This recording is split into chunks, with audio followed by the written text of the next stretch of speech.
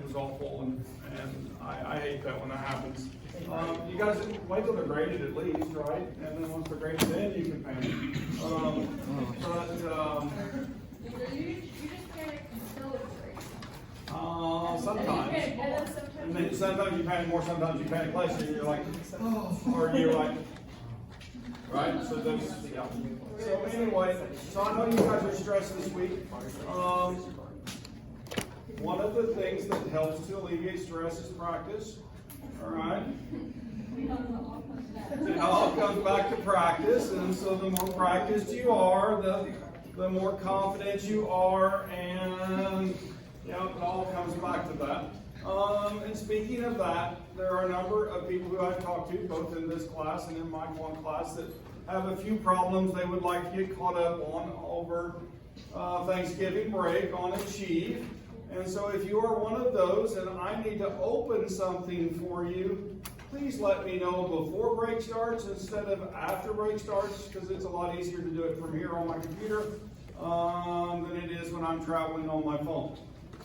Okay? Just saying that out loud. Okay? I may throw a laptop in with me and take it with me just so I can drag one all the way to Pigeon campus and back, right? Yeah. Cool? Yeah. So, yeah. Please do it this week if you can. Okay? It's not to say that I would deny you. All right? Yeah. What should you be working on right now, even though other stuff, you may need to do other stuff, what should you be working on? Chapter 7 homework, yeah. And we're about to finish Chapter 7, so Chapter 8 learning curves. I think I may have already opened it. Is it open? Yeah, I think it is. So, so you can be working on those and make sure they're completely out of the way, right? And then go back and maybe pick up one of the things or two of the things that you haven't practiced enough. Okay? Cool. Yeah. I had a student tell me yesterday those are really, really hard. Okay? Yeah, some of them are. Some of them are really easy. Right? Would you guys agree with that statement? And you just click, click, click, and that one's done. Then you go on to the next one, and then you have a math problem mostly.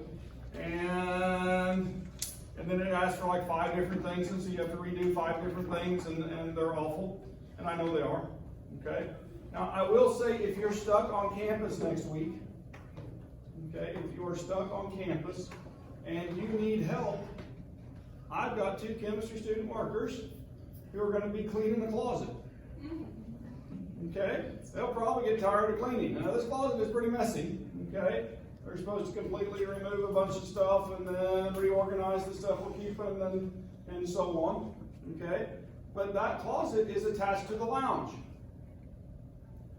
You guys know where the lounge is at? That's the study room in chemistry, right? And so if you happen to be in the chemistry department working on sapling and you needed help with a problem, guess what? Sunday, Monday, Tuesday, they will be there 12 hours each of those days. I don't know what time they're starting, but probably 7 to 7, something along that line. On Wednesday, they're going to work 4 hours. Okay, that'll be in the morning because they both want to get out of the campus to go to see family. Okay, does that make sense? So, does that mean you can get help? Yeah, even during Thanksgiving break. Right. Now, there's also email and those types of things, and I'll help too. So, if you're at home and you need help, then email me. Okay, if you're on campus, just come to the chemistry department and do them on those computers. They're really practiced. Those keystrokes are really well known up there. That help? Okay. So, all right. I think we watched a video on oxygen, right, before we left. Is that true? Yeah. Was that video cool? What did it show you about oxygen? That it's magnetic, right? And what was the criteria that had to happen for something to be magnetic? Or how could you predict that with a molecular orbital diagram? You remember? let's look at some completed molecular orbital diagrams. Okay, so these are done for boron, carbon, nitrogen, oxygen, chlorine, and neon. Okay, and so if I'm looking up here at oxygen, what do you notice in the anti-bonding 2p orbital? So I'm wanting you to be able to identify that orbital, number one, right? The anti-bonding orbital. How do I identify an anti-bonding orbital?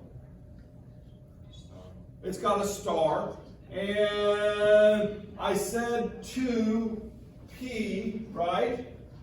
And so the 2p anti-bonding orbital, right? Pi orbital is right there. And what do you notice about those two electrons in it?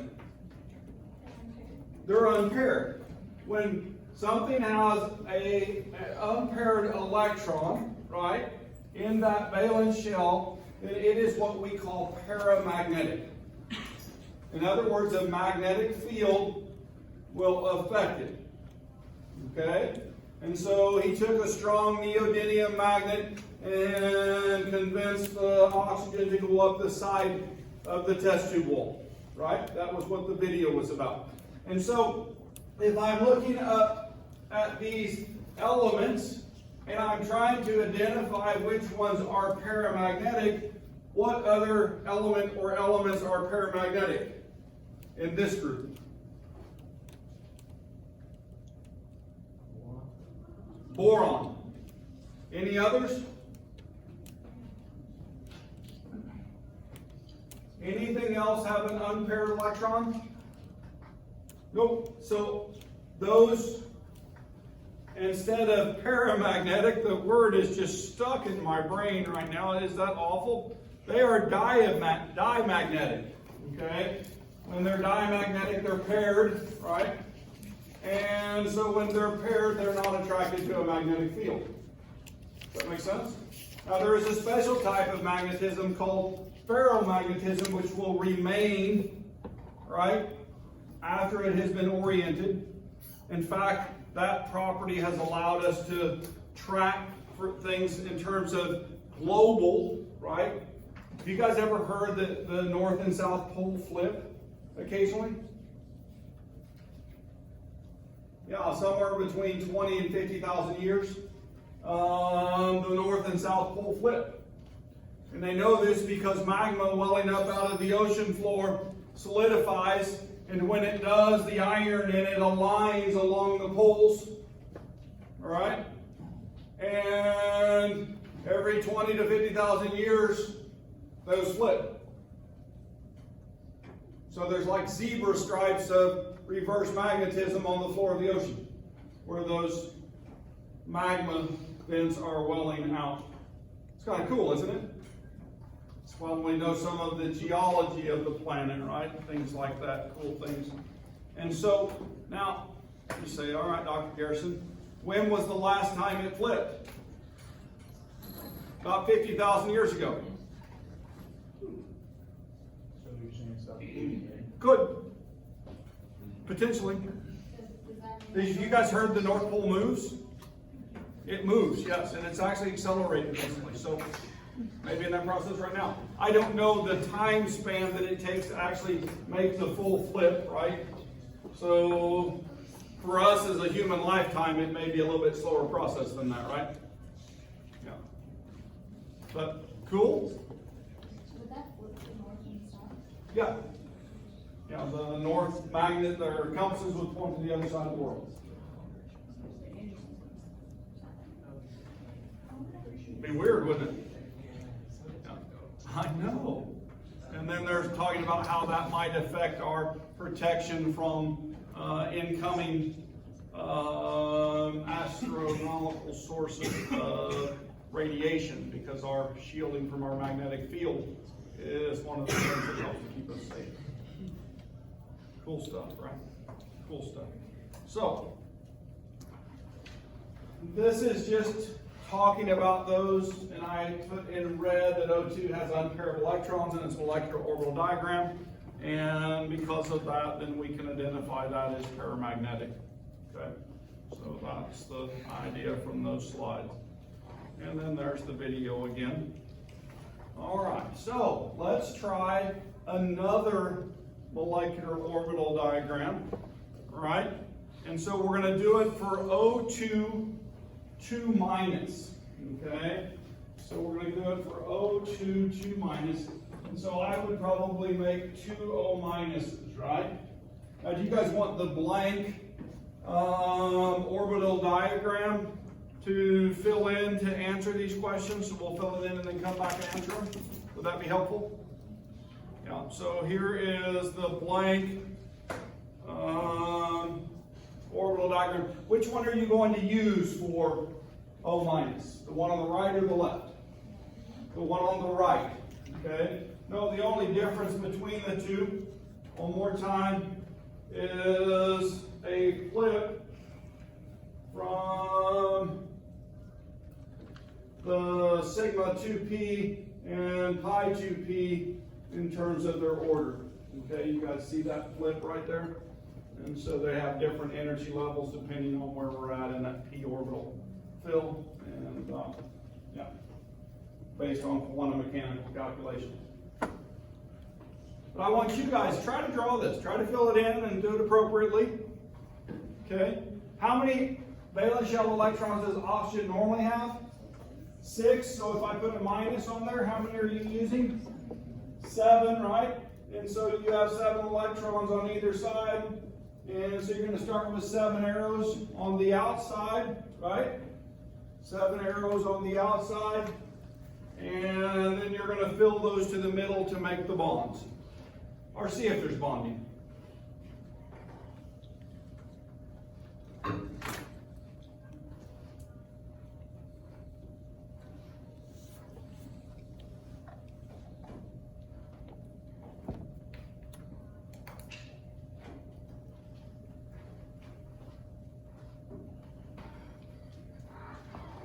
You want me to do it on the board, or can I just pull it up on the overhead? All right, I'm just asking.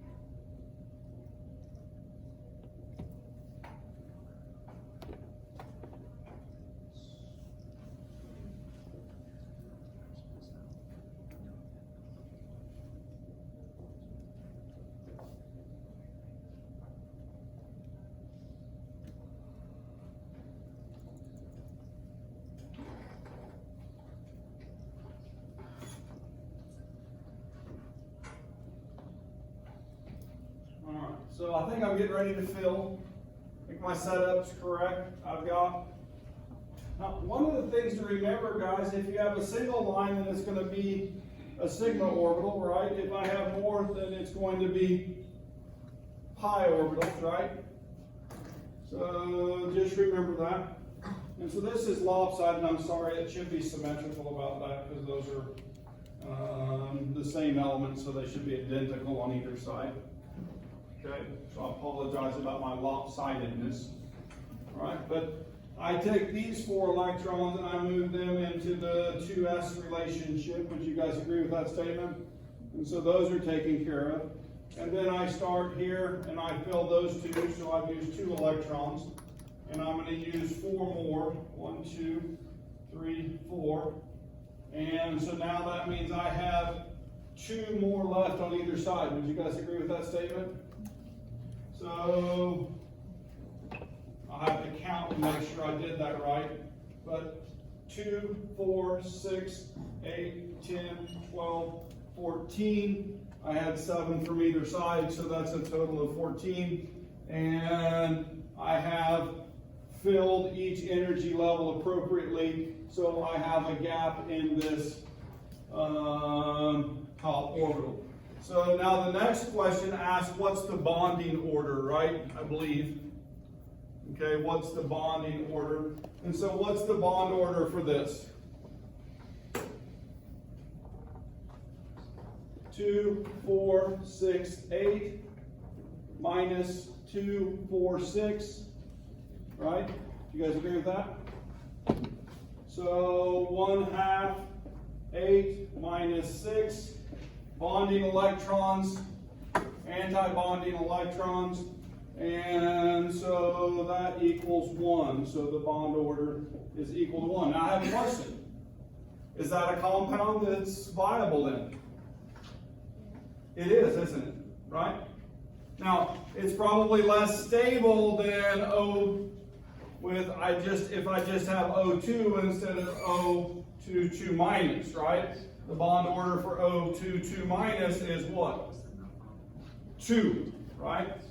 And so, and makes 2 bonds also. So anyway, this would be oxygen with a single bond and a -2 charge on it. Okay, so if you were doing that structure. All right, now, I know there's a couple other things they asked. We'll go back to that for just a second. But I want you to look at these fills for just a second, okay? And I want you to go down, and so we're getting pretty good at calculating bond orders, right? And so if I'm looking at boron, we see that there's a 1 for the bond order, there's a 2 for the bond order, there's a 3 for the bond order, and then we go back to 2, then we go to 1. And note what it is right here. It's 0, isn't it? What does that mean? It doesn't bond. Okay? And that's what element that we're saying doesn't bond. Neon. It's a noble gas. Noble gases don't like to make bonds, do they? Cool? You guys with me? Okay? So, molecular orbital theory in that way. So, there's another thing I want you to notice on this slide that we keep talking about, and it's the relationship of stability and energy and those types of things, or maybe we should talk about more. And what I want you to know is the bond energy goes up as my bond order goes up. You guys see that? But it's also because this is a single bond, double bond, and triple bond. Triple bonds, though they're more reactive, they have more energy in them. Okay, you guys with me? So they're more reactive, but they have more energy than a single bond between 2 elements. All right, and so we see that then going back down with a single bond, or a double bond, then a single bond, and then no bond has no bond energy, right? You guys with me? And so the bottom one is the bond length, and what we see is a single bond is longer than a double bond than a single bond, or triple, I said it right. Single bond, double bond, triple bond, okay? Longer to shorter, even when I'm in the same elements. Carbon is one of those. It's a nice example because it makes single, double, and triple bonds, okay? And so just things to note. All right. Note that valence electrons were placed in the lowest energy level first. We did that. We also followed Hund's rule. We have fill same energy orbitals before filling any one orbital, and molecules with lower bond orders have lower bond enthalpies and longer bonds. Okay, so those are the summaries. All right, and then interpreting that, we did that. And so we go back to this, and it said was the molecular orbital electron configuration for peroxide. We drew that on the board. And then is peroxide ion more stable than the O2 molecule? What did you guys think? We decided that was nope. All right, and then O2, 2 minus, is it paramagnetic or diamagnetic? It's diamagnetic. So if we took the peroxide and put it in that same situation, and we took that magnet and tried to move it up the test tube wall, what would happen? Nothing. It would not move. Okay, you guys with me? So the magnetic field would not affect that at all. And then is the O bond in peroxide ion shorter or longer than the one in O2? The single bond longer or shorter than the double bond? It's longer. The single bond is longer, right? And so that's what all of this is going to say. And the single bond in peroxide is shorter or longer. The bond order of 1 indicates the longer, weaker bond length of the 2 than the one of O2, which has a bond order of 2. All right. Non-bonding orbitals. Yep, go ahead. Why did you do 5 pairs or 2 pairs and then 1 bond pair? Like the 2p. Here? Yeah. Because I've got 7 electrons to work with. And what I did was I first actually filled up, right? And then I went back and used the remaining 2 orbitals, and so that left an unpaired electron in that shell. Okay? Because I have 7 with O minus, right? Yeah. If it had been oxygen, then I would only have 6, and I would have drawn it that way. You with me? Yeah. And so because we added an additional electron, and so that's the way you would appropriately fill those. That's why oxygen ends up with 2 less electrons, ends up here with 2 unpaired electrons, because we first half fill orbital, and then if there's additional electrons, then we fully fill them. Yeah. And then whenever you're filling the middle part, are you just doing this with 14 because they both add up to 14? Yeah, because the total number of electrons available are 14, and this is they're identical, right, in terms of this is oxygen and this is oxygen. And so number 1, this is going to be the same level as this. This is going to be the same level as this. And then the energy split is going to be symmetrical, okay? And the same thing here. Those are going to be symmetrical platforms, so lower and higher energy, okay? And then can you also fill those up, and then down, on the pie too? Yeah, absolutely. So you're doing the same. You're going all the way up, but I mean, you have a tendency when I'm here, right, and I know that there's 4 electrons in 4 positions to affect with the bonding relationship, and I just draw them in, right? But technically, you would put in the up one, the down one, and then the up one, and then the down one, and then you would come here and you fill this one next, up, and then down. If you just had that many electrons, then you would stop there with 1 up, right? And then I would add the up, and then the down, if I have those available, and then up, down, or excuse me, up, and then down. And then if there were more electrons, then I would put them into that. And if they were there, then I would end up like a noble gas, and it would be 8 minus 8, and that would be a 0, and they wouldn't bond. Okay, does that help? So now, do just identical elements bond? And the answer is no. Okay, so we're not going to make you guys draw more complex energy levels diagrams, electroorbital diagrams. I'm going to have you do up to element 18 in turn. Yeah, element 18. Element 10, okay, neon. That'll be the farthest I have you go, and I won't have you do fill diagrams unless I give you the diagram and just have you fill the electrons in. Okay? So, does that make sense? And I probably will do that way anyway. I'll put a blank one on there, give you a couple elements, and then let you fill that in. Okay? Does that make sense? Yeah. And on the quiz or test. But what do you notice about the fill diagram, the fill diagrams here that's different than what we've been doing? They're not symmetrical. And that's because when you're starting with a different element, then it starts in a different energy level. Okay? And so these are calculated and built, right? And you guys don't know how to calculate yet. And so you would only have to memorize.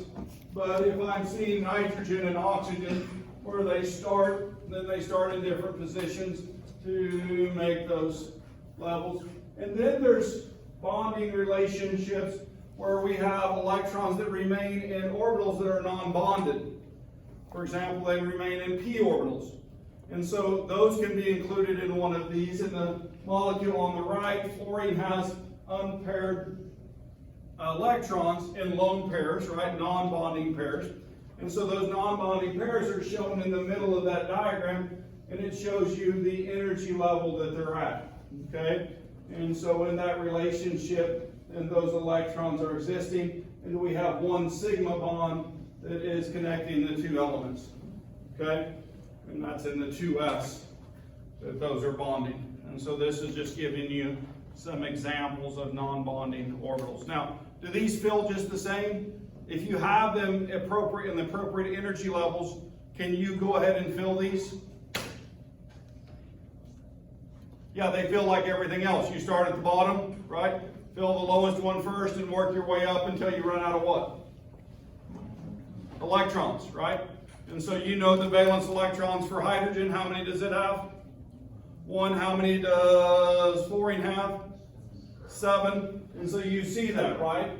So I've got the 1s then of the hydrogen bonding with the 2p sigma on the fluorine. And so that's where the bond is made in that energy diagram. And then the other 2 pairs of electrons are non-bonding along with the 2s down here. So anyway, cool? Yeah, all right. Resonance. We've talked about resonance, haven't we? Yeah, that when I have a molecule that has more than one structure, then a Lewis structure can be drawn for it. And resonance, well, it just allows the electron to move between the 2 positions. And compounds with resonance are generally less reactive than expected based on the number of double bonds. Okay, less reactive than they should be, right? And so molecular orbital theory describes resonance as a delocalization of the pi bond among the adjacent atoms. And so then one bonding molecular orbital encompasses 3 oxygen atoms. So there's one orbital for 3, and they combine in that way. And that's the way molecular orbital theory talks about that. I had one down here. I used it as a drink holder. I had a benzene ring, and the electrons actually resonate out over all of the atoms in this structure, right? Benzene is generally drawn as a hexagon with 3 double bonds, and however, it is far less reactive than a typical double bond containing hydrocarbons. You also get more energy than expected when you combust it because of that resonance. So it has a higher amount of energy that's produced in a combustion process. And it's from that resonance energy. And so molecular orbital theory states that all 6 pi electrons are delocalized over all 6 carbon atoms. And so you have one bonding molecular orbital over 6 atoms. Isn't that crazy? Right? So, yeah, I'm not going to make you guys do molecular orbital fills for those. Fair enough? All right, we're just talking about it existing. All right? So, Lewis theory, atoms and molecules and polyatomic ions have completed valence shells and follow an octet duet rule. That's the easy one, isn't it? We use that often, right? Because it's really easy to use, it's convenient, and so molecular diagrams show relative bond strengths as single, double, and triple bonds. Drawbacks, 2-dimensional model of a 3-dimensional molecule is, well, you have to put a 3D picture into your brain, don't you, from a 2D. And we've talked about those shapes, no distinction in bonds in different compounds, and it doesn't explain magnetism and those types of things, does it? But it's a useful tool, okay? And so Lewis theory is really nice. And then Lewis combined with valence shell electron pair repulsion theory model is very convenient to help get shapes, okay? So we can look at the Lewis structure, and using this, it predicts shapes and can identify when we have a polar or non-polar bond, right? Because we know the electronegativity of the elements. But it doesn't explain how, why, or those types of things, why bonds form, and the how, why of that. And then valence bond theory is to understand why shapes form. And so we have hybrid molecules out of this theory, right? And so the hybridization of those orbitals allows us to describe a tetrahedral molecule when we have carbon, right? Or an electron form of ammonia, and that it's tetrahedral when we're looking at that electron geometry. And so it allows us to understand that and explain, well, most electron geometries. Now, it doesn't do all of them, but molecular orbital theory does all of those. All right, orbitals combine to form bonding and anti-bonding molecular orbitals that extend over the entire molecule. Explains the energy levels of molecules, paramagnetism, dimagnetism, make it possible to predict properties of hypothetical molecules and ions. It's easily used for diatomic molecules. First and second period atoms becomes much more complex as the size of the molecule increases. And so anyway, we use a combination of all of those all the time, right? And so when you're doing a Lewis structure, you have in mind molecular orbital theory. And so, well, that's why us people who've been speaking chemistry for a long time have a better idea about the shape and function of molecules, isn't it? Because we have all of those, and we have learned them multiple times. And so anyway, so we're asking you guys to learn a little bit about each of these so that you can practice and do those types of things. So anyway, I am going to stop chapter 7 right there. We just finished it. So what does that mean? Nothing. Oh my gosh, wow, look, chapter 8's already open. Because I knew that was going to happen. You guys have any questions on chapter 7? Anything I need to go back over and review? Yeah. I will, when I do the test, I will put diatomics on there, yes. I will make complex forms. The way I'll do that is have you guys do a question much like the one we did this one, where I'll have you do an electron fill, and then I'll ask you properties of the molecule. Is it para or dimagnetic? Is it a double, single? How many bonds are present, and so on. Does that make sense? Yeah. Now, can you confirm that with Lewis theory?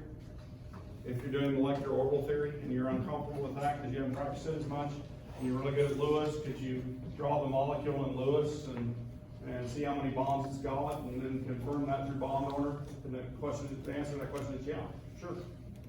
Okay, so all right. Use your tools.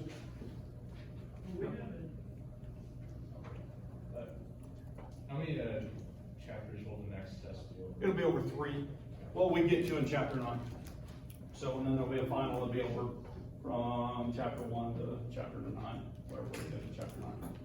So, yeah. Realize that we're using things we learned in chapter 1 and 2 right now, okay? So, that may seem overwhelming, but when you go back and review that, you'll think, oh, I got that already. Okay?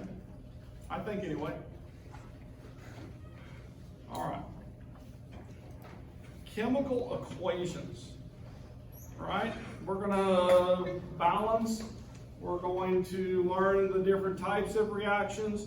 And then we're going to work on different specific types of reactions, such as precipitation, acid-base, oxidation and reduction, and predicting the products of reactions, okay?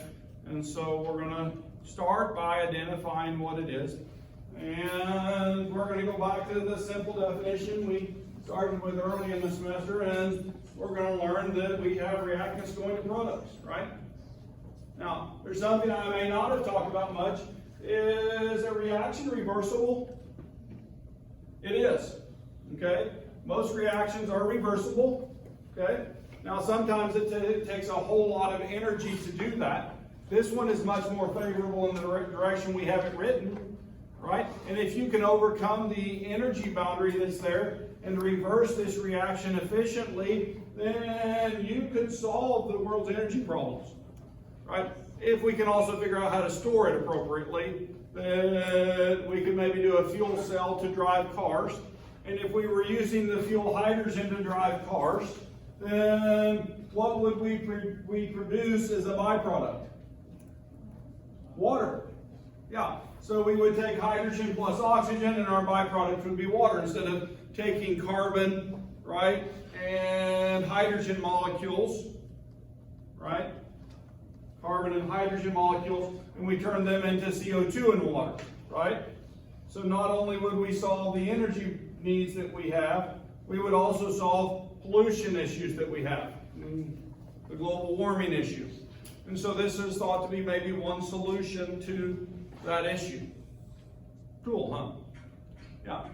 There are some bumps in the road on this, right, to make it efficient. There are a number of cities around the country who have hydrogen fueling, and for example, they run their buses on hydrogen fuel.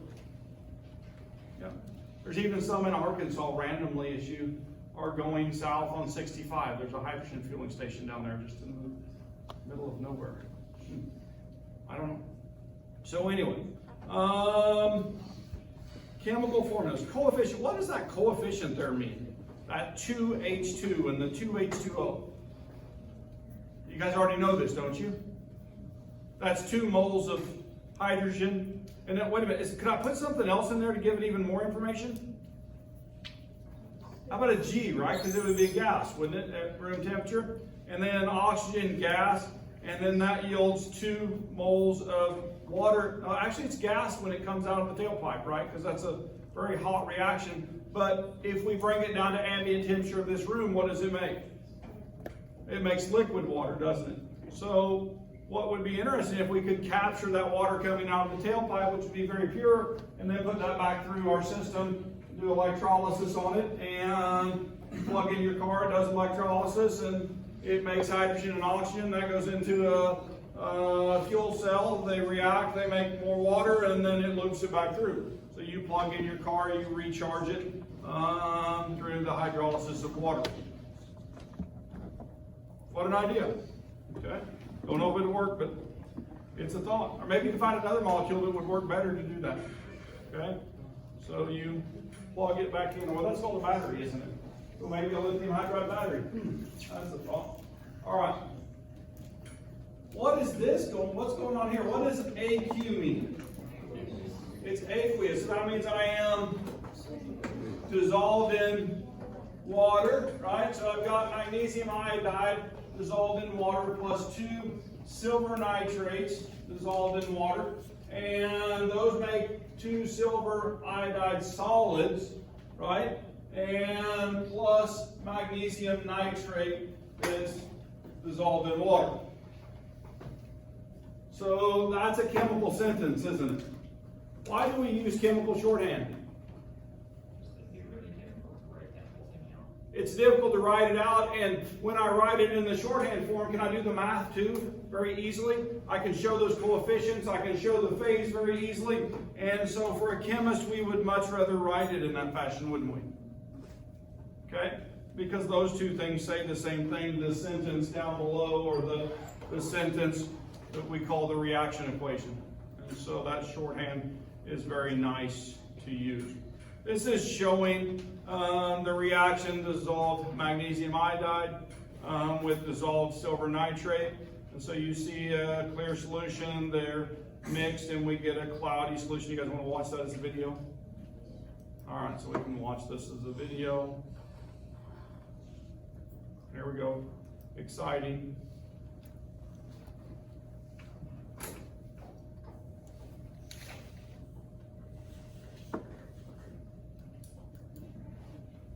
Of aqueous magnesium iodide to an aqueous solution of silver nitrate produces an insoluble silver iodide precipitate and aqueous magnesium nitrate.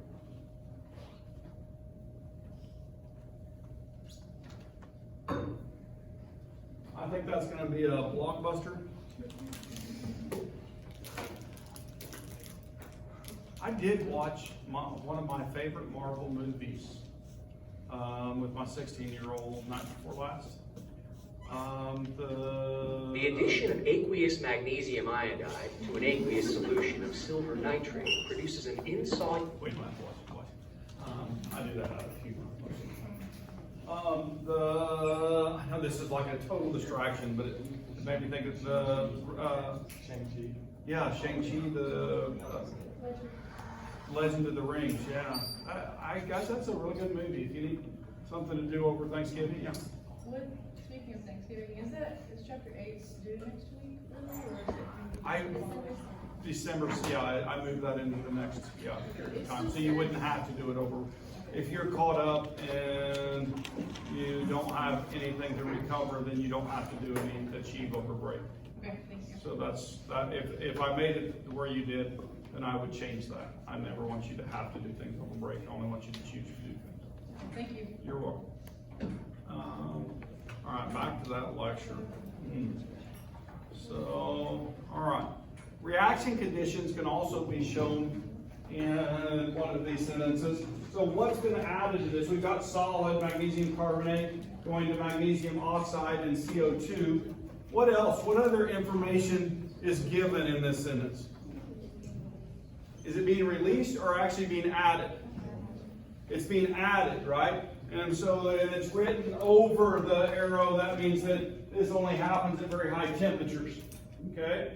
And so if it's produced in the reaction, we often write it as a product, okay? Sometimes we'll actually take that heat and put it in as a reactant, and we'll write it in that fashion too. So it just depends on the author, but very often, or other things that you'll see in organic chemistry is it will give the temperature the reaction's done at and the solvent that it's done in. So if we're not using water, we're doing the reaction in methylene chloride, then I would put the methylene chloride, and if I'm doing it at 40 degrees, then I would put 40 degrees C on top of that or bottom of that arrow. Does that make sense?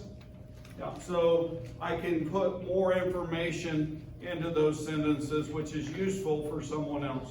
Now, what's left off of this one? What do you think the CO2 is over here? What is CO2 normally at room temperature or higher? It's a gas, and so that was left off of that. That probably needs to be fixed, okay?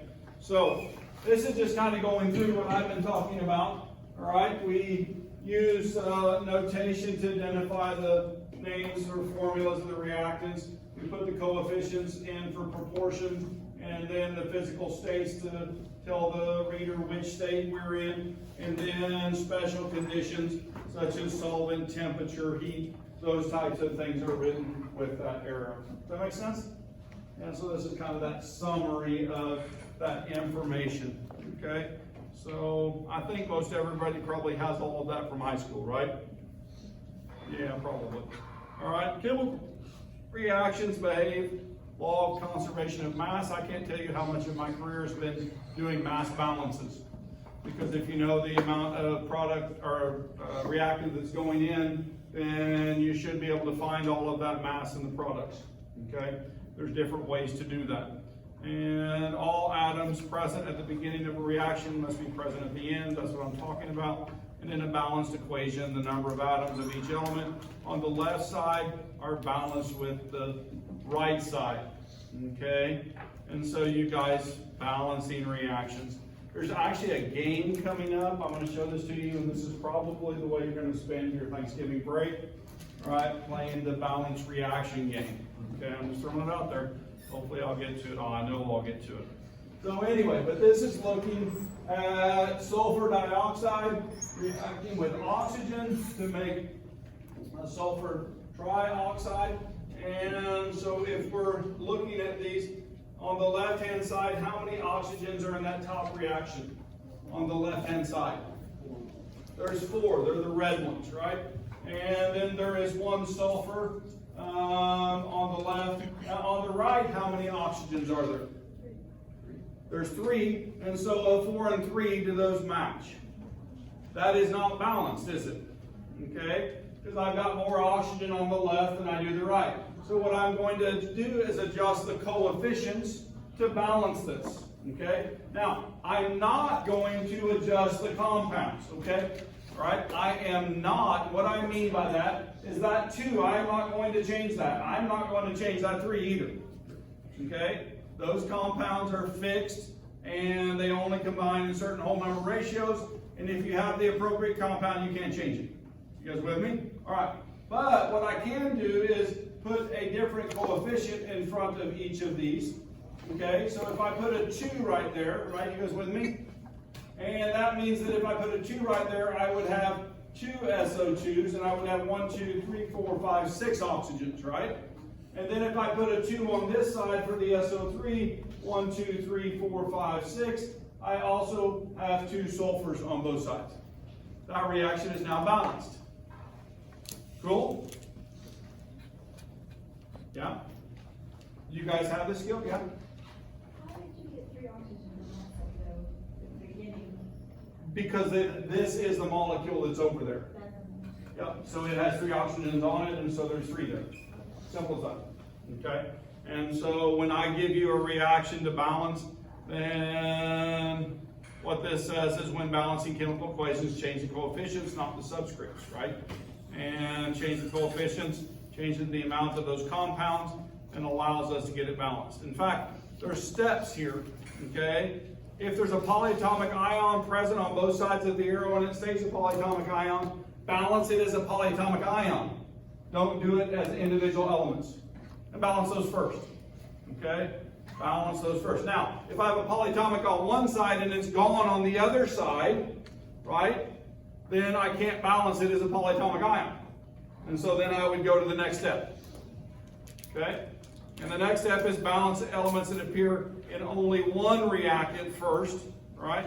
Reserving any that appear in more than one reactant until the very last. And so we'll start by balancing the first element that appears and continue from left to right. And so balance any remaining elements. This may require changing previously determined coefficients. Very often you double them, okay, to get that change to happen, right? Because you got them balanced initially, and then if you double everything, then it gets it to a place where they will all balance. And so anyway, verify the balanced equation, and you do that by counting each of the atoms, right? And then you also want to make sure the coefficients are the smallest whole number ratio. Because sometimes you get to higher ratios, like a 2-4-2. Yeah, and so if I had a 2-4-2, it would be a 1-2-1, right? It would divide out to become that. So make sure you have that. And here's the game. I know everybody's going to want to play it. Well, I've got a minute, okay? Do I want to go directly to the game, or do you want the introduction on how to do it? The game. All right, here we go.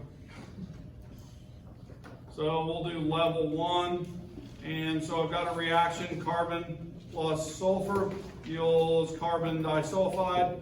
So I'm going to say 1 carbon, and I'm going to say 2 sulfurs, and that yields carbon sulfide. Is it balanced? Do what? Oh, yeah, I do. Oh my gosh. Thank you. I would have missed it. Oh my gosh. And then we can check.